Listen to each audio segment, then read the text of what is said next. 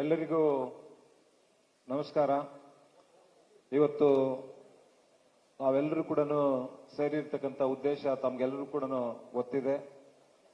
ಇವತ್ತು ಇದೇ ತಿಂಗಳು 11ನೇ ತಾರೀಕು ಬೆಂಗಳೂರು ನಗರದಲ್ಲಿ ನೈಸ್ ರೋಡಲ್ಲಿ ಕೊಮ್ಮಘಟ್ಟದಲ್ಲಿ ಒಂದು ದೊಡ್ಡ ಸಮಾವೇಶ ಮಾಡಬೇಕು ಅಂತೇಳಿ ನಿರ್ಣಯ ಆಗಿದೆ. ಈ ನಿರ್ಣಯದಲ್ಲಿ ಜೆಡಿಎಸ್ ಪಕ್ಷದ ವರಿಷ್ಠರು ಸನ್ಮಾನ್ಯ ದೇವೇಗೌಡರು, ಸನ್ಮಾನ್ಯ ಕುಮಾರಣ್ಣವರು ಎಲ್ಲರೂ ಸೇರಿ ಕರ್ನಾಟಕ ರಾಜ್ಯದಲ್ಲಿ 9 ಕಡೆ 1 ಲಕ್ಷಕ್ಕಿಂತ ಹೆಚ್ಚು ಜನ ಸೇರಿ ಸಮಾವೇಶಗಳನ್ನು ಮಾಡಬೇಕು ಅಂತೇಳಿ ನಿರ್ಣಯ ಆಗಿತ್ತು. ಆ ನಿರ್ಣಯದಂತೆ ಮೊದಲನೇ ಸಭೆ ನಾವು ಹಾಸನ ಜಿಲ್ಲಾ ಕೇಂದ್ರದಲ್ಲಿ ಸುಮಾರು 2 ಲಕ್ಷ ಜನ ಸೇರಿ ಆ ಸಮಾವೇಶದ ನಂತರ ಇಡೀ ಕರ್ನಾಟಕದಲ್ಲಿ ಮೂಲೆ ಮೂಲೆಯಲ್ಲಿ ಕೂಡ ಆ ಜೆಡಿಎಸ್ ಎಲ್ಲಿದೆ ಅನ್ನುವಂತ ಅಂದ್ರೆ ಕಾರ್ಯಕರ್ತರಿಗೆ ಒಂದು ಉತ್ಸಾಹ ಹುಮ್ಮಸ್ಸು ಬಂದು ಎಲ್ಲ ಕಡೆ ಕೂಡ ಒಂದು ಸಂಚಲನ ಉಂಟು ಮಾಡಿತ್ತು. ಮೊದಲನೇ ಸಭೆ ಹಾಸನದಲ್ಲಿ ನಡೆದಂತ ಸಂದರ್ಭದಲ್ಲಿ. ಅದಾದ ನಂತರ ನಾವು ಬಿಜಾಪುರದಲ್ಲಿ ದೊಡ್ಡವರು ದೇವೇಗೌಡರು ಬಂದಿದ್ರು, ಕುಮಾರಣ್ಣವರು ಬಂದಿದ್ರು. ಅಲ್ಲಿ ಕೂಡ ನಾವು 50,000 ಜನ ಸೇರ್ಬೇಕು ಅಂತಿದ್ವಿ. ಬಹುಶಃ ಅಲ್ಲಿ ಕೂಡ 80 ರಿಂದ 1 ಲಕ್ಷ ಜನ ಬಿಜಾಪುರದಲ್ಲಿ ಆ ಭಾಗದಲ್ಲಿ 1-2-3 ಕ್ಷೇತ್ರದಲ್ಲಿ ನಮ್ಮ ಶಕ್ತಿ ಇರಬಹುದು. ಆದ್ರೆ ಬಿಜಾಪುರದಲ್ಲಿ ಕೂಡ 80 ರಿಂದ 1 ಲಕ್ಷ ಜನ ಸೇರಿ ಅಲ್ಲಿ ಸಮಾವೇಶ ಆಯಿತು. ಮತ್ತೆ 3ನೇ ಸಮಾವೇಶ ಬೆಂಗಳೂರು ಮಹಾನಗರದಲ್ಲಿ ನಡಿಬೇಕು ಅನ್ನುವಂಥದ್ದು. ಆದ್ರೆ ಇವು ಎಲ್ಲಾ ಸಮಾವೇಶಗಳು ಯಾಕೆ ಮಾಡಬೇಕು ಅನ್ನುವಂತ ನಿರ್ಣಯ ಪಕ್ಷದಿಂದ ಸನ್ಮಾನ್ಯ ದೇವೇಗೌಡರು, ಸನ್ಮಾನ್ಯ ಕುಮಾರಣ್ಣವರು ಮಾಡಿರ್ತಕ್ಕಂಥದ್ದು ಏನು ಅಂತ ಹೇಳಿದ್ರೆ, ಈ ಸಾಲಿನಲ್ಲಿ ಬರ್ತಕ್ಕಂಥ ಗ್ರಾಮೀಣ ಭಾಗದಲ್ಲಿ ಬರ್ತಕ್ಕಂಥ ತಾಲೂಕ್ ಪಂಚಾಯಿತಿ ಚುನಾವಣೆ ಮತ್ತು ಜಿಲ್ಲಾ ಪಂಚಾಯಿತಿ ಚುನಾವಣೆ ಮತ್ತು ಬೆಂಗಳೂರು ಮಹಾನಗರದಲ್ಲಿ ಜಿಬಿಎ ಚುನಾವಣೆ. ಆದ್ರೆ ಕಾರ್ಯಕರ್ತರ ಹಿತದೃಷ್ಟಿಯಿಂದ ಕಾರ್ಯಕರ್ತರಿಗೆ ಅಕಾಮಡೇಟ್ ಮಾಡಬೇಕು. ಜಿಬಿಎನಲ್ಲಿ ಇವತ್ತು ಬೆಂಗಳೂರು ಮಹಾನಗರದಲ್ಲಿ 369 ಏನು ವಾರ್ಡ್ಗಳಿದಾವೆ, ಅದರಲ್ಲಿ ಕನಿಷ್ಠ ನಾವೊಂದು 70 ರಿಂದ 80 ಸದಸ್ಯರನ್ನ ಜನತಾದಳದ ಸದಸ್ಯರನ್ನ ಜಿಬಿಎಗೆ ಕಳಿಸಬೇಕು ಅಂತೇಳಿ ನಿರ್ಣಯ ಮಾಡಿ ಇವತ್ತು ಬೆಂಗಳೂರಿನಲ್ಲಿ ಕೂಡ ಸಮಾವೇಶ ಮಾಡ್ತಾ ಇರ್ತಕ್ಕಂಥದ್ದು. ಈಗಾಗಲೇ ಗ್ರಾಮೀಣ ಭಾಗದಲ್ಲಿ ಕೂಡ ಇವತ್ತೇನು ತಾಲೂಕ್ ಪಂಚಾಯಿತಿ ಸದಸ್ಯರಾಗಬೇಕು, ಜಿಲ್ಲಾ ಪಂಚಾಯಿತಿ ಸದಸ್ಯರಾಗಬೇಕು, ಗ್ರಾಮ ಪಂಚಾಯಿತಿ ಸದಸ್ಯರಾಗಬೇಕು, ಇವೆಲ್ಲವನ್ನ ಕೂಡ ಕಾರ್ಯಕರ್ತರಿಗೋಸ್ಕರ ಇಷ್ಟು ದೊಡ್ಡ ಮಟ್ಟದ ಸಮಾವೇಶಗಳನ್ನ ಇವತ್ತು ಮಾಡಬೇಕು ಅಂತ ಏನು ನಿರ್ಣಯ ಆಗಿದೆ. ಹಾಗಾಗಿ ಇವತ್ತು ಬೆಂಗಳೂರು ಮಹಾನಗರದಲ್ಲಿ ಇದೇ ತಿಂಗಳು 11ನೇ ತಾರೀಕು ಆ ಸಮಾವೇಶ ನಡೀಬೇಕು ಅನ್ನುವಂತ ನಿರ್ಣಯ ಆಗಿದೆ. ಆ ಸಮಾವೇಶಕ್ಕೆ ಪೂರ್ವಭಾವಿ ಸಭೆಯಾಗಿ ಇವತ್ತು ನಮ್ಮ ಕೃಷ್ಣ ಅವರ ಅಧ್ಯಕ್ಷತೆಯಲ್ಲಿ ಈ ಒಂದು ಸಭಾಂಗಣದಲ್ಲಿ ಇವತ್ತು ಎಲ್ಲ ಪ್ರಮುಖರನ್ನ ಕರೆದು ಇವತ್ತು ನಿರ್ಣಯ ಮಾಡಿ ನಾವು ಮುಂದಿನ 11ನೇ ತಾರೀಕು ಸಮಾವೇಶಕ್ಕೆ ಯಾವ ರೀತಿ ನಾವು ತಯಾರಿ ಆಗಬೇಕು, ಯಾವ್ಯಾವ ವಾರ್ಡ್ಗಳಿಂದ ಎಷ್ಟು ಜನ ಬರಬೇಕು ಅನ್ನುವಂತ ವಿಚಾರಗಳನ್ನ ಮಾಡಬೇಕು. ಇತ್ತೀಚೆಗೆ ಒಂದು ಜೆಪಿ ನಗರದಲ್ಲಿ ಕುಮಾರಣ್ಣವರ ಮನೆಯಲ್ಲಿ ಒಂದು ಸಭೆಯನ್ನ ಮಾಡಿದಂತ ಸಂದರ್ಭದಲ್ಲಿ ಸುಮಾರು ನಮಗೆ ಅಲ್ಲಿ ಸಿಕ್ಕಿರ್ತಕ್ಕಂಥ ಮಾಹಿತಿ 80 ರಿಂದ 1 ಲಕ್ಷ ಜನ ಸೇರುವಂತ ನಮ್ಮ ಕೃಷ್ಣ ಅವರು ಕೂಡ 10,000 ಜನ ಬೆಂಗಳೂರು ದಕ್ಷಿಣದಿಂದ ನಾವು ಬರ್ತೀವಿ ಎನ್ನುವಂಥದ್ದು. ನಿಜವಾಗ್ಲೂ ಕೂಡ ನಾವು 4 ಕ್ಷೇತ್ರ ಇದ್ರೂ ಕೂಡ 10,000 ಜನ ಬೆಂಗಳೂರು ದಕ್ಷಿಣ ಭಾಗದಿಂದ ನಾವು ಸಮಾವೇಶಕ್ಕೆ ಬರ್ತೇವೆ ಎನ್ನುವಂತ ಅದೇನು ನಾವು ಮಾತುಕತೆಯಲ್ಲಿ ಮಾಡುವಂತ ಸಂದರ್ಭದಲ್ಲಿ ನಿಜವಾಗ್ಲೂ ನಮ್ಗೆಲ್ರಿಗೂ ಕೂಡ ಬಹಳ ಖುಷಿ ಆಯ್ತು. ಅಂತ ಒಂದು ಇವತ್ತು ಕೃಷ್ಣ ಅವರ ಅಧ್ಯಕ್ಷತೆಯಲ್ಲಿ ನಡೀತಾ ಇರ್ತಕ್ಕಂಥ ನಮ್ಮ ಈ ಒಂದು ಕಾರ್ಯಕ್ರಮಕ್ಕೆ ಮುಖ್ಯ ಅತಿಥಿಗಳಾಗಿ, ಸಮಾರಂಭದ ಕೇಂದ್ರ ಬಿಂದುಗಳಾಗಿ ನಮ್ಮ ಭವಿಷ್ಯದ ನಾಯಕರಾದಂತ ನಿಖಿಲ್ ಕುಮಾರಣ್ಣವರೇ ಮತ್ತು ನಮ್ಮ ಮತ್ತೋರ್ವ ನಾಯಕರು ಮಾಜಿ ಶಾಸಕರಾದಂತ ಇ ಕೃಷ್ಣಪ್ಪನವರೇ ಮತ್ತು ಶಾಸಕರಾದಂತ ಶರವಣ ಅವರೇ ಮತ್ತು ವೇದಿಕೆ ಮೇಲೆ ಇರ್ತಕ್ಕಂಥ ನಮ್ಮ ಮತ್ತೋರ್ವ ನಾಯಕರಾದಂತ ಮಾಜಿ ಶಾಸಕರಂತ ರಮೇಶ್ ಅವರೇ ಮತ್ತು ವೇದಿಕೆ ಮೇಲೆ ಇರ್ತಕ್ಕಂಥ ಎಲ್ಲ ನಮ್ಮ ಪಕ್ಷದ ಪದಾಧಿಕಾರಿಗಳೇ, ವೇದಿಕೆ ಮುಂಭಾಗದಲ್ಲಿರ್ತಕ್ಕಂಥ ಎಲ್ಲ ನಮ್ಮ ಪಕ್ಷದ ಪ್ರಮುಖ ಸೋದರ ಸೋದರಿಯರೇ ಮತ್ತು ಮಾಧ್ಯಮ ಸ್ನೇಹಿತರೆ, ನಾನು ನಿಜವಾಗ್ಲೂ ಕೂಡ ಪಕ್ಷ ಒಂದು ಗಟ್ಟಿಯಾಗಿ ಒಂದು ನೆಲೆ ನಿಲ್ಲಬೇಕು. ಯಾಕೆಂದ್ರೆ ನಾವು ಏನು ಈಗ ಹೊಸದಾಗಿ ರಾಜಕೀಯ ಮಾಡುವಂತದ್ದೇನಿಲ್ಲ. ಕರ್ನಾಟಕ ರಾಜ್ಯದಲ್ಲಿ 2 ಮುಖ್ಯಮಂತ್ರಿಗಳನ್ನ ನೋಡಿರ್ತಕ್ಕಂಥ ಪಕ್ಷ. ಸನ್ಮಾನ್ಯ ದೇವೇಗೌಡರು ಮುಖ್ಯಮಂತ್ರಿಗಳಾಗಿದ್ರು, ಸನ್ಮಾನ್ಯ ಕುಮಾರಣ್ಣವರು 2 ಬಾರಿ ಮುಖ್ಯಮಂತ್ರಿಗಳಾಗಿದ್ದು, ದೇಶದಲ್ಲಿ ದೇವೇಗೌಡರು ಪ್ರಧಾನಮಂತ್ರಿಗಳಾಗಿ ಇವತ್ತು ಅವರು ಕೊಟ್ಟಿರ್ತಕ್ಕಂಥ ಕೊಡುಗೆಗಳು ಏನೇನು ಅನ್ನುವಂಥದ್ದನ್ನ ಸಾಕಷ್ಟು ಸರ್ವಣ ಅವರು ಕೂಡ ಹೇಳಿದ್ರು. ಬೆಂಗಳೂರಿನಲ್ಲಿ ಮೊದಲನೇ ಫ್ಲೈಓವರ್ಗೆ ಅನುಮೋದನೆ ಕೊಟ್ಟಿರ್ತಕ್ಕಂಥದ್ದು ಜೆಡಿಎಸ್ ಪಕ್ಷ. ಜೆಡಿಎಸ್ ಕೊಡುಗೆ ಇವತ್ತು ಬೆಂಗಳೂರಿನಲ್ಲಿ ಮೊದಲನೇ ಏನು ಫ್ಲೈಓವರ್ ಬಂತಲ್ಲ ಬೆಂಗಳೂರಿಗೆ, ಅದು ಜೆಡಿಎಸ್ ಕೊಡುಗೆ. ಇವತ್ತು ಬೆಂಗಳೂರಿನಲ್ಲಿ ಮೆಟ್ರೋ ಇವತ್ತೇನಾದ್ರೂ ಓಡ್ತಾ ಇದ್ರೆ ಅದು ಜೆಡಿಎಸ್ ಕೊಡುಗೆ. ಜೆಡಿಎಸ್ ಶಂಕುಸ್ಥಾಪನೆ ಮಾಡಿರ್ತಕ್ಕಂಥದ್ದು, ಜೆಡಿಎಸ್ ಅಪ್ರೂವಲ್ ಕೊಟ್ಟಿರ್ತಕ್ಕಂಥದ್ದು. ಬೆಂಗಳೂರಿಗೆ ಕಾವೇರಿ ನೀರು ಇವತ್ತೇನಾದ್ರೂ ಬೆಂಗಳೂರಿಗೆ ಬಂದಿದ್ರೆ ಅದು ಜೆಡಿಎಸ್ ಕೊಡುಗೆ. ಈ ರೀತಿ ಅನೇಕ ಅಪಾರವಾದಂತ ಕೊಡುಗೆಗಳನ್ನ ಜೆಡಿಎಸ್ ಪಕ್ಷ ಕೊಟ್ಟಿದೆ. ಬಹುಶಃ ಇವತ್ತು ದೇಶದಲ್ಲಿ ಪ್ರಧಾನಮಂತ್ರಿಗಳಾಗಿದ್ದ ಸಂದರ್ಭದಲ್ಲಿ ನಿನ್ನೆ ನಾನು ಇದರಲ್ಲಿ ಕಾರ್ಕಳದಲ್ಲಿ ಒಂದು 25ನೇ ಪಕ್ಷದ ರಜತ ಮಹೋತ್ಸವ ಕಾರ್ಯಕ್ರಮದಲ್ಲಿ ಹೇಳ್ತಾ ಇದ್ದೆ, ದೇವೇಗೌಡರು ಪ್ರಧಾನಮಂತ್ರಿಗಳಾಗಿರ್ತಕ್ಕಂಥ ಸಂದರ್ಭದಲ್ಲಿ 6 ಲಕ್ಷ ಎಕರೆಗೆ ನೀರಾವರಿ ಯೋಜನೆ ಕೊಟ್ಟಿರ್ತಕ್ಕಂಥವ್ರು ದೇವೇಗೌಡರು. ಅವರು ನಿಜವಾಗ್ಲೂ ಕೂಡ ಇವತ್ತಿನವರೆಗೂ ಕೂಡ ಯಾವ ಪ್ರಧಾನಮಂತ್ರಿಗಳು ಕೊಟ್ಟಿಲ್ಲ, ಯಾವ ಮುಖ್ಯಮಂತ್ರಿಗಳು ಕೊಟ್ಟಿಲ್ಲ. ಇವತ್ತು ದೇವೇಗೌಡರ ಕೊಡುಗೆ ಉತ್ತರ ಕರ್ನಾಟಕದಲ್ಲಿ ಹೋದ್ರೆ ನೀವು ಅಲ್ಲಿ ದೇವೇಗೌಡರ ಸ್ಟ್ಯಾಚ್ಯೂ ಇಟ್ಟಿದ್ದಾರೆ, ದೇವೇಗೌಡರ ಸ್ಟ್ಯಾಚ್ಯೂ ಇಟ್ಟಿದ್ದಾರೆ. ಇವತ್ತು ನಾವೇನಾದ್ರೂ ಒಳ್ಳೆ ಬದುಕನ್ನು ಕಟ್ಟಿಕೊಂಡು ಬದುಕ್ತಾ ಇದೀವಿ ಅಂತ ಹೇಳಿದ್ರೆ ಇದು ದೇವೇಗೌಡರ ಕಾರಣ ಅನ್ನುವಂತ ಮಾತನ್ನ ಇವತ್ತು ಉತ್ತರ ಕರ್ನಾಟಕದಲ್ಲಿ ಹೇಳ್ತಾರೆ. ಕುಮಾರಣ್ಣವರು ಮುಖ್ಯಮಂತ್ರಿಗಳಾಗಿರ್ತಕ್ಕಂಥ ಸಂದರ್ಭದಲ್ಲಿ ಅವರು ಗ್ರಾಮ ವಾಸ್ತವ್ಯವನ್ನು ಮಾಡ್ತಾ ಇದ್ರು. ಗ್ರಾಮ ವಾಸ್ತವನ್ನ ಅಂತ ಕಲ್ಪನೆ ಈ ದೇಶದಲ್ಲಿ ಯಾವ ಮುಖ್ಯಮಂತ್ರಿಗಳಿಗೂ ಕೂಡ ಬಂದಿರಲಿಲ್ಲ. ಕುಮಾರಣ್ಣವರು ಅಂತ ಒಂದು ಗ್ರಾಮ ವಾಸ್ತವ್ಯ ಅನ್ನುವಂತ ಒಂದು ಕಲ್ಪನೆ ಇಟ್ಕೊಂಡು ಗ್ರಾಮದಲ್ಲಿ ಹೋಗ್ತಾ ಇದ್ರು. ಗ್ರಾಮದಲ್ಲಿ ಎಷ್ಟು ಮನೆಗಳಿರ್ತಾ ಇದ್ರು, ಆ ಮನೆಯಲ್ಲಿ ಎಷ್ಟು ಮಂದಿ ಇರ್ತಾ ಇದ್ರು, ಎಲ್ಲರೂ ಬಂದು ಕುಮಾರಣ್ಣನ ಭೇಟಿ ಆಗ್ತಾ ಇದ್ರು. ಅವರ ಕಷ್ಟ ನಷ್ಟಗಳನ್ನ ಹೇಳ್ಕೊಳ್ತಾ ಇದ್ರು. ಆ ಸಂದರ್ಭದಲ್ಲಿ ಹೆಣ್ಣು ಮಕ್ಕಳು ಕಣ್ಣೀರಲ್ಲಿ ಕೈ ತೊಳಿತಾ ಇದ್ರು. ಹಣ ನಮ್ಮ ಮನೆಯಲ್ಲಿ ಹಾಳಾಗ್ತಾ ಇದೆ, ನಮ್ಮ ಮನೆಯಲ್ಲಿ ಎಲ್ಲಿ ಸಾರಾಯಿ ಹಳ್ಳಿಗಳಲ್ಲಿ ಮಾರ್ತಾ ಇದ್ದಾರೆ, ಇದನ್ನ ಬಂದ್ ಮಾಡಬೇಕು ಅಂತ ಹೇಳಿ. ಬಹುಶಃ ಆವತ್ತಿನ ಸಂದರ್ಭದಲ್ಲಿ 2006ರಲ್ಲಿ ಇವತ್ತು ನಾವು ಕಂಪೇರ್ ಮಾಡಿದ್ರೆ ಇವತ್ತಿನ ಸರ್ಕಾರಗಳು ಆ ಲಿಕ್ಕರ್ ಮೇಲೆ ಅವಲಂಬಿತವಾಗಿದ್ದಾವೆ. ಲಿಕ್ಕರ್ ಮಾರಿ ಅದರಿಂದ ಬರ್ತಕ್ಕಂಥ ದುಡ್ಡನ್ನ ಇವತ್ತು ನಿಮ್ ಗ್ಯಾರಂಟಿಗಳಿಗೆ ಇನ್ನೊಂದು ಮತ್ತೊಂದು ಕೊಡುವಂತದ್ದಾಗಿದೆ.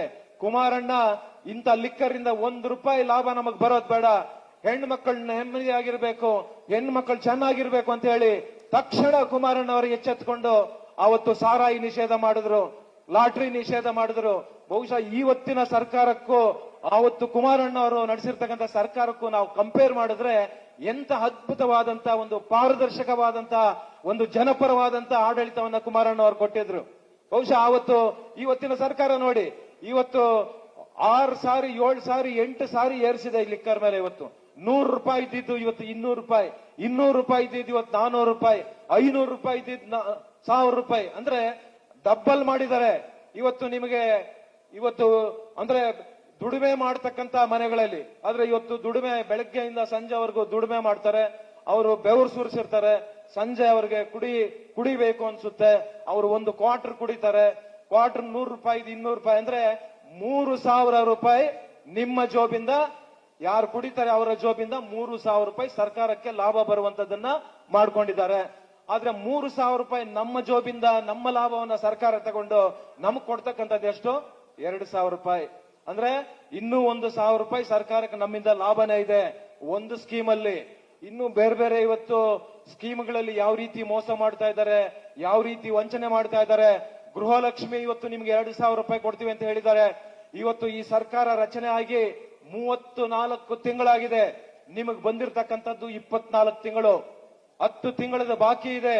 ನಾನು ಇವತ್ತು ಹೆಣ್ಣು ಮಕ್ಕಳ ಪರವಾಗಿ ಈ ವೇದಿಕೆ ಮುಖೇನ ಸರ್ಕಾರಕ್ಕೆ ಒತ್ತಾಯ ಮಾಡ್ತೇನೆ. ಲಕ್ಷ್ಮೀ ಹೆಬ್ಬಾಳ್ಕರ್ ಅವರು ಏನು ಸಚಿವರಾಗಿದ್ದಾರೆ, ಇವತ್ತು 1,26,00,000 ಮಹಿಳೆಯರಿಗೆ ಒಬ್ಬೊಬ್ಬರಿಗೆ 20,000 ಕರ್ನಾಟಕ ಸರ್ಕಾರ ಬಾಕಿ ಇದೆ. ಆ ಬಾಕಿ ಹಣವನ್ನ ಬಿಡುಗಡೆ ಮಾಡಬೇಕು ಅಂತ ಹೇಳಿ ವೇದಿಕೆ ಮುಖೇನ ತಮ್ಮೆಲ್ಲರ ಪರವಾಗಿ ಇವತ್ತು ನಾನು ಕರ್ನಾಟಕ ಸರ್ಕಾರಕ್ಕೆ ನಾನು ಇವತ್ತು ಒತ್ತಾಯ ಮಾಡ್ತೇನೆ. ಇವತ್ತು ಅಂತ ಒಂದು ಕುಮಾರಣ್ಣವರು ಯಾಕೆ ಗ್ರಾಮ ವಾಸ್ತವ್ಯ, ಹಳ್ಳಿಯಲ್ಲಿ ಏನ್ ಕಷ್ಟ ಇದೆ, ಏನ್ ನಷ್ಟ ಇದೆ, ಏನ್ ಆಗ್ತಾ ಇದೆ, ಇದರ ಅರ್ಥ ಮಾಡಿಕೊಂಡು ಇದನ್ನ ಅರಿವು ಮಾಡಿಕೊಂಡು ಸರ್ಕಾರ ಜನಪರವಾದಂತ ಒಂದು ಆಡಳಿತವನ್ನ ಕೊಡ್ಲಿಕ್ಕೆ ಅಂತ ಹೇಳಿ ಬಹುಶಃ ಇವತ್ತು ಬೇರೆ ಬೇರೆಯವರು ಕೂಡ ಪ್ರಯತ್ನ ಮಾಡಿದ್ರು. ಇದುವರೆಗೂ ಕೂಡ ಯಾರೂ ಕೂಡ ಗ್ರಾಮ ವಾಸ್ತವನ್ನ ಮಾಡಲಿಲ್ಲ. ಕರ್ನಾಟಕದಲ್ಲಿ ಕುಮಾರಣ್ಣ ಅವರು ಕೊಟ್ಟಿರ್ತಕ್ಕಂಥ ಕೊಡುಗೆಗಳು, ಶಾಲೆಗಳನ್ನ ಕೊಟ್ಟಿದ್ರು, ಕಾಲೇಜುಗಳನ್ನ ಕೊಟ್ಟಿದ್ರು, ಕೆಪಿಎಸ್ ಶಾಲೆಗಳನ್ನ ಕೊಟ್ಟಿದ್ರು. ಇವತ್ತು ಗ್ರಾಮೀಣ ಭಾಗದಲ್ಲಿ ಕರ್ನಾಟಕ ಪಬ್ಲಿಕ್ ಶಾಲೆ ಅನ್ನುವಂಥದ್ದನ್ನ ಪರಿಚಯ ಮಾಡಿಸಿರ್ತಕ್ಕಂಥದ್ದು ಯಾರು ಅಂತ ಹೇಳಿದ್ರೆ ಅದು ಕುಮಾರಣ್ಣವರು. ಇವತ್ತು ಅಂತ ಅದ್ಭುತವಾದಂತ ಇಂಗ್ಲಿಷ್ ಒಳ್ಳೆ ಶಾಲೆಗಳು ಇವತ್ತು ಕುಮಾರಣ್ಣವರು ಮಾಡಿರ್ತಕ್ಕಂಥದ್ದು. ಕಳೆದ ವಿಧಾನಸಭಾ ಚುನಾವಣೆಯಲ್ಲಿ ನೀವು ನಂಬ್ತಿರೋ ಇಲ್ವೋ, ರಾತ್ರಿ 2-2:30 ಗಂಟೆ 3 ಗಂಟೆಗೆ ಬಂದು ಮಲಗ್ತಾ ಇದ್ರು. ನಮ್ಮ ಕ್ಷೇತ್ರದಲ್ಲಿ ಕೂಡ ರಾತ್ರಿ 3 ಗಂಟೆ ಆಯ್ತು. ಯಾಕೆ ಅಂತ ಹೇಳಿದ್ರೆ ಆ ಒಂದು ಪಂಚರತ್ನ ಕಾರ್ಯಕ್ರಮಗಳನ್ನ ಹಾಕೊಂಡು ಅವರು ಬೆಳಗ್ಗೆ 10 ಗಂಟೆಗೆ ಸ್ಟಾರ್ಟ್ ಮಾಡಿದ್ರೆ ರಾತ್ರಿ 2:30 ಬಂದು ಎಲ್ಲಿ ಹಾಲ್ಟ್ ಆಗಂದ್ರೆ ಎಲ್ಲಿ ಬಸ್ ಇರುತ್ತೆ ಆ ಬಸ್ ನಲ್ಲಿ ಮಲಗ್ತಾ ಇದ್ರು. ಮತ್ತೆ 7 ಗಂಟೆಗೆ ಎದ್ದು ಹೇಳ್ತಾ ಇದ್ರು ಅವರ ಆರೋಗ್ಯವನ್ನ ಕೆಡಿಸಿಕೊಂಡು ಒಳ್ಳೆ ಆಡಳಿತವನ್ನ ಕೊಡಬೇಕು ಅಂತ ಹೇಳಿ, ಒಳ್ಳೆ ಜನಪರವಾದಂತಹ ಆಡಳಿತವನ್ನ ಕೊಡಬೇಕು ಅಂತ ಹೇಳಿ ಇವತ್ತು ಗ್ರಾಮ ಪಂಚಾಯಿತಿ ಮಟ್ಟದಲ್ಲಿ ಒಂದು ಒಳ್ಳೆ ಕ್ಲಸ್ಟರ್ ಶಾಲೆಗಳನ್ನ ಕೊಡಬೇಕು, ಒಂದು ಒಳ್ಳೆ ಆಸ್ಪತ್ರೆಗಳನ್ನ ಕೊಡಬೇಕು. ಯಾಕೆಂದ್ರೆ ಇವತ್ತು ಆಸ್ಪತ್ರೆಗಳಲ್ಲಿ ಸುಲಿಗೆ ಮಾಡ್ತಾ ಇದ್ದಾರೆ. ಇವತ್ತು ಯಾರಾದ್ರೂ ಹೋಗಿ ಒಂದು ಅಡ್ಮಿಟ್ ಆದ್ರೆ 10 ಲಕ್ಷ, 15 ಲಕ್ಷ, 20 ಲಕ್ಷ. ಆದ್ರೆ ಕುಮಾರಣ್ಣವರ ಒಂದು ಸಂಕಲ್ಪ ಮಾಡಿದ್ರು, ಯಾರು ಬಡಬಗ್ರು ಇವತ್ತು ಹಾಸ್ಪಿಟಲ್ಗೆ ಹೋದ್ರೆ 30 ಲಕ್ಷ ರೂಪಾಯಿ ಖರ್ಚಾದ್ರೂ ಕೂಡ ಅದು ಸರ್ಕಾರದಿಂದ ಕೊಡಬೇಕು ಅನ್ನುವಂತ ಒಂದು ಚಿಂತನೆಯನ್ನ ಮಾಡಿದ್ರು. ಆದ್ರೆ ನಮ್ಮ ಜನರಿಗೆ ಈಗಲೇ ಬಹುಮಾನ. ಜನರು ಯಾವ ತರ ತೀರ್ಮಾನ ತಗೊಂಡ್ರು ಅಂತ ಹೇಳಿದ್ರೆ ಕುಮಾರಣ್ಣವರ ಕಾರ್ಯಕ್ರಮಗಳನ್ನ ನಿಜವಾಗ್ಲೂ ಕೂಡ ಅರ್ಥ ಮಾಡ್ಕೊಂಡಿದ್ದಿದ್ರೆ ಇವತ್ತು ಯಾವ್ದಾದ್ರು ಒಂದು ಬಡ ಕುಟುಂಬದಲ್ಲಿ 20 ಲಕ್ಷ 30 ಲಕ್ಷ ಅಕಸ್ಮಾತ್ ಏನಾದ್ರು ಬೇರೆ ಬೇರೆ ತರ ಕಾಯಿಲೆಗಳು ಬಂದಿದ್ರು ಕೂಡ ಕರ್ನಾಟಕ ಸರ್ಕಾರದಿಂದ ಕೊಡಬೇಕು ಅನ್ನುವಂತ ನಿರ್ಣಯ ಮಾಡಿದ್ರು, ಅಂತ ಒಂದು ಸಂಕಲ್ಪವನ್ನ ಮಾಡಿದ್ರು ಕುಮಾರಣ್ಣವರು. ಹಾಗಾಗಿ ನಾನು ಇವತ್ತು ಕೂಡ ಮಹಿಳೆಯರಿಗೂ ಕೂಡ ಇವತ್ತು ಒಳ್ಳೆ ಮೀಸಲಾತಿ ಬಂದಿದೆ, 33%. ಬೆಂಗಳೂರು ಮಹಾನಗರದಲ್ಲಿ ಇವತ್ತು ಎಲ್ಲೆಲ್ಲಿ ನೀವು ಆ GBAಗೆ ಸದಸ್ಯರಾಗಬೇಕು ಅಂತಿದ್ದೀರಾ ನೀವು, ಯಾಕಂದ್ರೆ ನಾವು ನಿಮಗೆ ಭ್ರಮೆಯಲ್ಲಿ ಇರೋದು ಬೇಡ. ತಾವೆಲ್ಲರೂ ಕೂಡ ಭ್ರಮೆಯಲ್ಲಿ ಇವತ್ತು NDA ನಲ್ಲಿದ್ದೇವೆ, ಬಿಜೆಪಿ ಜೊತೆ ಅಲಯನ್ಸ್ ಆಗಿದ್ದೇವೆ, ನಾವು ಅಲಯನ್ಸ್ ಆಗಿದ್ದೀವಿ ಅಂತ ಹೇಳಿ ಒಂದು ಟಿಕೆಟ್ ಹೆಂಗೋ ಮಾಡಿ ನಾವು ತಗೊಂಡ್ಬಿಟ್ರೆ ನಾವು ಗೆದ್ದು ಬಿಡ್ತೀವಿ ಅನ್ನುವಂತ ಭ್ರಮೆ ಕೂಡ ಯಾರಿಗೂ ಕೂಡ ಇರೋದು ಬೇಡ. ನೀವು ಯಾರು ನಿಜವಾಗ್ಲೂ ಕೂಡ ನಾನು GBAಗೆ ಇವತ್ತು ಸದಸ್ಯರಾಗಬೇಕು ಅಂತ ನೀವು ಸಂಕಲ್ಪ ಮಾಡಿದ್ದೀರಾ, ನೀವು ನಿಮ್ಮ ವಾರ್ಡ್ ನಲ್ಲಿ ನೀವು ಹೆಚ್ಚು ಸಂಘಟನೆ ಮಾಡುವಂತದ್ದಾಗಬೇಕು. ಮತ್ತು ನಮಗೆ JDS ಪಕ್ಷ 30-35 ವರ್ಷಗಳಿಂದ ನಮ್ಮ ಕೊಡುಗೆ ಏನು, ಯಾಕಂದ್ರೆ ದೇವೇಗೌಡರು 94ರಲ್ಲಿ ಏನು ಮುಖ್ಯಮಂತ್ರಿಗಳಾಗಿದ್ರು, ಅಲ್ಲಿಂದ ಇಲ್ಲಿಯವರೆಗೆ JDSಗೆ ಅಧಿಕಾರ ಬಂದಂತ ಸಂದರ್ಭದಲ್ಲಿ ನಾವು ಏನು ಕೊಡುಗೆಯನ್ನ ಕೊಟ್ಟಿದ್ದೇವೆ ಕರ್ನಾಟಕ ರಾಜ್ಯದ ಜನತೆಗೆ, ಬೆಂಗಳೂರು ಮಹಾನಗರದ ಜನತೆಗೆ ಅಂತ ಹೇಳಿ ಇವೆಲ್ಲ ಕೂಡ ನಮ್ಮ ಕೇಂದ್ರ ಕಚೇರಿಯಿಂದ ನಿಮಗೆ ಕರಪತ್ರಗಳನ್ನ ಕೊಡ್ತೇವೆ. ಆ ಕರಪತ್ರದಲ್ಲಿ ನಮ್ಮ JDSನ ಕೊಡುಗೆಗಳು ಎಲ್ಲವೂ ಕೂಡ ಅದರಲ್ಲಿ ಉಲ್ಲೇಖ ಮಾಡಿದ್ದೇವೆ. ಆ ಕರಪತ್ರಗಳನ್ನ ನೀವು ಯಾವ ವಾರ್ಡ್ ನಲ್ಲಿ ನೀವು GBA ಸದಸ್ಯರಾಗಬೇಕು ಅಂತ ನೀವು ನಿರ್ಣಯ ಮಾಡ್ಕೊಂಡಿರ್ತೀರಾ, ನೀವು ಸಂಕಲ್ಪ ಮಾಡ್ಕೊಂಡಿರ್ತೀರಾ, ನೀವಿಷ್ಟೇ ಮಾಡ್ಬೇಕಾಗಿರೋದು. ಮನೆಗೂ ಕೂಡ ಯಾವ ವಾರ್ಡ್ ನಲ್ಲಿ ನಾನು ಆ GBAಗೆ ಸದಸ್ಯರಾಗಿ ಹೋಗಿ ನಾನು ಕೆಲಸ ಮಾಡಬೇಕು ಅನ್ನುವಂತ ಸಂಕಲ್ಪ ಯಾರಿಗಿರುತ್ತೋ ನೀವು ಒಂದಷ್ಟು ಜನ ಒಂದು ಟೀಮ್ ಕಟ್ಕೊಂಡು ಮನೆಗೂ ಕೂಡ ಹೋಗಿ ಆ ಕರಪತ್ರವನ್ನ ಕೊಟ್ರೆ ಬಹುಶಃ ಬಹಳ ಜನರಿಗೆ ಗೊತ್ತಿರೋದಿಲ್ಲ JDSನ ಕೊಡುಗೆ ಏನು ಅಂತ. ಹಾಗಾಗಿ ಆ JDSನ ಕೊಡುಗೆಗಳು ಆ ಕರಪತ್ರದಲ್ಲಿ ಇರುತ್ತೆ. ಮನೆಯಲ್ಲಿ ಓದಿರ್ತಕ್ಕಂಥ ಮಕ್ಕಳಿರ್ತಾರೆ, JDS ಇಷ್ಟೆಲ್ಲ ಕಾರ್ಯಕ್ರಮಗಳು ಕೊಟ್ಟಿದಾರ, ಯಾಕೆ ನಾವು ಬೆಂಬಲಿಸಬಾರದು JDSನ ಅನ್ನುವಂತ ನಿಜವಾಗ್ಲೂ ಅಂತ ಒಂದು ನಿರ್ಣಯ, ಅಂತ ಒಂದು ತೀರ್ಮಾನವನ್ನ ತಗೊಳ್ತಾರೆ. ಅಂತ ಕರಪತ್ರಗಳನ್ನ ಪ್ರತಿ ಮನೆಗೂ ಕೂಡ ತಲುಪಿಸುವಂತ ಕೆಲಸ ನೀವೆಲ್ಲರೂ ಕೂಡ ಮಾಡಬೇಕು ಅನ್ನುವಂಥದ್ದು. ಮತ್ತು ಇವತ್ತು 11ನೇ ತಾರೀಕು ನಡೆಯುವಂತ ಸಮಾವೇಶಕ್ಕೆ ನೀವೆಲ್ಲರೂ ಕೂಡ ಒಬ್ಬೊಬ್ಬರು ನೀವು 50 ಜನ ನೀವು ಇಲ್ಲಿ ಸೇರಿರ್ತಕ್ಕಂಥವರು, ನಾವು 50 ಜನವನ್ನ ನಾವು ಕರ್ಕೊಂಡು ಬಂದು ಆ ಸಮಾವೇಶವನ್ನ ಯಶಸ್ಸು ಮಾಡಬೇಕು. ಯಾಕೆಂದ್ರೆ ಇವತ್ತು ಬೆಂಗಳೂರು ಮಹಾನಗರದಲ್ಲಿ 60-70 ನಾವು GBA ಸದಸ್ಯರಾಗಬೇಕು ಅಂತ ಹೇಳಿದ್ರೆ ರಾಜಕೀಯ ಅಂತ ಹೇಳಿದ್ರೆ ತಂತ್ರ ಏನ್ ತಂತ್ರ, ಮಾಸ್ ಕ್ರಿಯೇಟ್ ಮಾಡಬೇಕು. ನಾವು ಬೆಂಗಳೂರು ಮಹಾನಗರದಲ್ಲಿ 1 ಲಕ್ಷ ಜನ ಸೇರಿ 11ನೇ ತಾರೀಕು ಸಮಾವೇಶ ಯಶಸ್ಸಾದ್ರೆ ಬಹುಶಃ ನಾವು 70-80 GBA ಸದಸ್ಯರು JDS ಪಕ್ಷದಿಂದ ಸದಸ್ಯರಾಗುವಂತದಕ್ಕೆ ಯಾವುದೇ ರೀತಿಯಾದಂತ ಅನುಮಾನ ಇರೋದಿಲ್ಲ. ಇವತ್ತು ನಿಜವಾಗ್ಲೂ ಕೂಡ ನಿಖಿಲ್ ಅಣ್ಣವರು ಇವತ್ತು ತಗೊಂಡಿರ್ತಕ್ಕಂಥ ಒಂದು ಕಾರ್ಯಕ್ರಮಗಳು ಪಕ್ಷವನ್ನ ಕಟ್ಟಬೇಕು.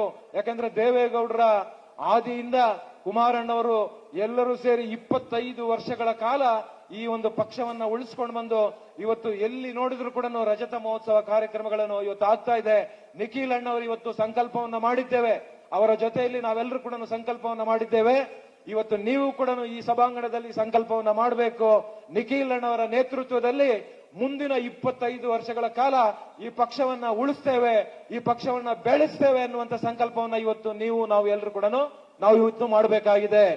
ನಿಖಿಲ್ ಅಣ್ಣವರ ನೇತೃತ್ವದಲ್ಲಿ ಮುಂದಿನ 25 ವರ್ಷಗಳ ಕಾಲ ಈ ಪಕ್ಷವನ್ನ ಉಳಿಸ್ಕೊಂಡು ಹೋಗ್ತೇವೆ ಅನ್ನುವಂತ ಸಂಕಲ್ಪವನ್ನ ಇವತ್ತು ಹಲವಾರು ಕಾರ್ಯಕ್ರಮಗಳು, ಜನರೊಂದಿಗೆ ಜನತಾದಳ ಅನ್ನುವಂತ ಒಂದು ಕಾರ್ಯಕ್ರಮ, ರಜತ ಮಹೋತ್ಸವ ಕಾರ್ಯಕ್ರಮ, ಇವತ್ತು ಒಂದು ಪಕ್ಷ ದೀರ್ಘಕಾಲ ಉಳಿಬೇಕಂದ್ರೆ ಇವತ್ತು ಸದಸ್ಯತ್ವ ನೋಂದಣಿ ಆಗಬೇಕು. ಬಹಳ ಪ್ರಮುಖವಾಗಿ ಬಹಳ ಒಳ್ಳೆಯ ಒಂದು ದಿಟ್ಟ ನಿರ್ಧಾರವನ್ನ ಇಟ್ಟು ಇವತ್ತು ದಿಟ್ಟ ಹೆಜ್ಜೆಯನ್ನ ಇಟ್ಟು ಡಿಜಿಟಲ್ ಸದಸ್ಯತ್ವವನ್ನ ಮಾಡಬೇಕು ಅಂತ ಹೇಳಿ ಬಹುಶಃ ಇವತ್ತು ಅವರು ಸ್ಪರ್ಧಿಸುವಂತ ರಾಮನಗರ ವಿಧಾನಸಭಾ ಕ್ಷೇತ್ರದಲ್ಲಿ ಸುಮಾರು 30,000 ಡಿಜಿಟಲ್ ಒಂದು ನೋಂದಣಿ ಸದಸ್ಯತ್ವವನ್ನ ಮಾಡಿರ್ತಕ್ಕಂಥದ್ದು. ಇಡೀ ಕರ್ನಾಟಕದಲ್ಲಿ ಅತಿ ಹೆಚ್ಚು ಸದಸ್ಯತ್ವವನ್ನ ಮಾಡಿರ್ತಕ್ಕಂಥದ್ದು ನಿಖಿಲ್ ಅಣ್ಣವರು. ಇವತ್ತು ಬೇರೆ ಬೇರೆ ಕ್ಷೇತ್ರಗಳಲ್ಲಿ 10,000, 15,000 ಈ ರೀತಿ ಸದಸ್ಯತ್ವವನ್ನ ಮಾಡ್ತಾ ಇರ್ತಕ್ಕಂಥದ್ದು. ಇವತ್ತು ನೀವು ಕೂಡ ನಿಮ್ಮ ವಾರ್ಡ್ಗಳಲ್ಲಿ ಕನಿಷ್ಠ ನೀವು 2,000, ಯಾಕಂದ್ರೆ ಒಂದು ವಾರ್ಡ್ ಅಂತ ಹೇಳಿದ್ರೆ 20,000 ಮತದಾರರು ಇರ್ತಾರೆ. ಆ 20,000 ಮತದಾರರು ಇರ್ತಕ್ಕಂಥ ಜಾಗದಲ್ಲಿ ನಾವು ಕೂಡ ಪ್ರತಿ ವಾರ್ಡ್ ಅಲ್ಲಿ 2,000 ಸದಸ್ಯರನ್ನ ನೋಂದಣಿ ಮಾಡಿದ್ರೆ ಈ ಪಕ್ಷ ದೀರ್ಘಕಾಲ ಉಳಿಯುತ್ತೆ. ಪಕ್ಷ ದೀರ್ಘಕಾಲ ಉಳಿಸಬೇಕು. ಯಾಕೆಂದ್ರೆ ನಮ್ಮ ಇರ್ತಕ್ಕಂಥ ಪಾಪ್ಯುಲೇಷನ್ ಅಲ್ಲಿ 10% ನಮ್ಮ ಸದಸ್ಯತ್ವ ಇದ್ರೇನೆ ನಮಗೆ ಪಕ್ಷದಿಂದ ಸಿಂಬಲ್ ಉಳಿಯೋದು, ಇಲ್ಲಾಂದ್ರೆ ಸಿಂಬಲ್ ಹೋಗ್ಬಿಡುತ್ತೆ. ಹಾಗಾಗಿ ಪ್ರತಿಯೊಬ್ಬರು ಕೂಡ ಎಚ್ಚೆತ್ತುಕೊಂಡು ನಾವು ನಮ್ಮ ವಾರ್ಡ್ ಅಲ್ಲಿ 2,000 ಒಂದು ಆ ನೋಂದಣಿ ಸದಸ್ಯತ್ವವನ್ನ ಮಾಡಬೇಕು ಅಂತ ಹೇಳಿ ತಮ್ಮೆಲ್ಲರೂ ಕೂಡ ಕೈ ಮುಗಿದು, ಮತ್ತೆ ಈ 11ನೇ ತಾರೀಕು ನಡೆಯುವಂತ ಸಮಾವೇಶಕ್ಕೆ ತಾವು ಒಬ್ಬೊಬ್ರು ಕೂಡ 50 ಜನ, ತಾವು ಇಲ್ಲಿ ಸೇರಿರ್ತಕ್ಕಂಥವ್ರು ಎಲ್ಲರೂ ಕೂಡ 50 ಜನ ಒಬ್ಬೊಬ್ರು ನೀವು ಆ ಸಮಾವೇಶಕ್ಕೆ ಕರೆತರಬೇಕು. ಆ ಸಮಾವೇಶದಲ್ಲಿ ನಾವು 1 ಲಕ್ಷ ಜನ ಭಾಗಿಯಾಗಿ ಸಮಾವೇಶ ಯಶಸ್ಸಾದ್ರೆ ನಾವು 70ರಿಂದ 80 ಸದಸ್ಯರನ್ನ ಜಿಬಿಗೆ ಕಳಿಸೋದ್ರಲ್ಲಿ ಯಾವುದೇ ರೀತಿಯಾದಂತ ಅನುಮಾನ ಇರೋದಿಲ್ಲ. ಹಾಗಾಗಿ ನೀವೆಲ್ಲರೂ ಕೂಡ ಈ ಕೆಲಸವನ್ನ ಕಾಯ ವಾಚ ಮನಸ್ಸ ನೀವೆಲ್ಲರೂ ಕೂಡ ಮಾಡ್ತೀರಾ ಅನ್ನುವಂತ ಒಂದು ವಿಶ್ವಾಸದಿಂದ ಇವತ್ತು ನಮ್ಮ ನಾಯಕರು ಮುಂದಿನ ಅವರ ಮಾತುಗಳನ್ನು ಕೂಡ ತಾವು ಕೇಳಿ ಆ 11ನೇ ತಾರೀಕು ನಡೆಯುವಂತ ಸಮಾವೇಶಕ್ಕೆ ನಾವೆಲ್ಲರೂ ಕೂಡ ಬೆಳಗ್ಗೆ 10 ಗಂಟೆಗೆ ಕಾರ್ಯಕ್ರಮದಲ್ಲಿ ಭಾಗಿಯಾಗಬೇಕು. ತಾವೆಲ್ಲರೂ ಕೂಡ ಒಬ್ಬೊಬ್ರು 50 ಜನ ಕರ್ಕೊಂಡು ಆ ಕಾರ್ಯಕ್ರಮದಲ್ಲಿ ಬಂದು ಭಾಗಿಯಾಗ್ತೀರಾ ಅನ್ನುವಂತ ವಿಶ್ವಾಸದಿಂದ ನನ್ನ ಮಾತಿಗೆ ವಿರಾಮ ಕೊಡ್ತೇನೆ. ಜೈ ಹಿಂದ್, ಜೈ ಕರ್ನಾಟಕ. ಯುವಕರ ಮುಂದಾಳು, ಯುವಕರಿಗೆ ಸ್ಫೂರ್ತಿ ನೀಡ್ತಾ ಬಂದಿರತಕ್ಕಂತ ನಮ್ಮ ಪಕ್ಷದ ರಾಜ್ಯ